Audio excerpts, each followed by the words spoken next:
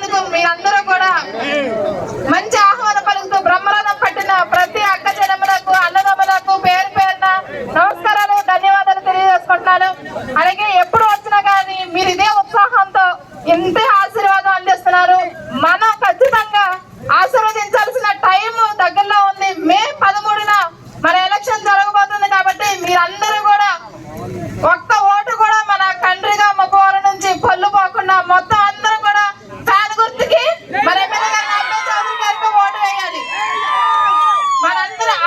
మనందరికీ ఇష్టమైన ఎమ్మెల్యే గారు నా నా నా ఎస్సీ అనే పార్టీ ఏదైనా ఉంది అని అంటే వైఎస్ఆర్సీ పార్టీ ప్రభుత్వమే.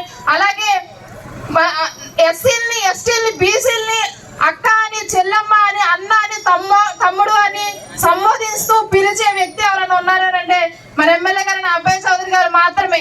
కాబట్టి అలాంటి వ్యక్తిని మనం గెలిపించుకోవాల్సిన అవసరం ఎంతైనా ఉంది. మీరందరూ కూడా 2019లో ఎమ్మెల్యే గారిని ఆశీర్వదించారు. మరొక్కసారి మనందరికి అవకాశం వచ్చింది. మళ్ళీ మన ఎమ్మెల్యే గారిని అబ్బాయి చౌదరి గారిని మీ చల్లని దీవెనలు ఆశీర్వాదాలు మరొకసారి అందించి భారీ మెజారిటీ మన పంచాయతీ నుంచి అందించాలని కోరుకుంటూ ఈ అవకాశం ఇచ్చిన అందరికీ ధన్యవాదాలు తెలియజేసుకుంటున్నాను. Thank you.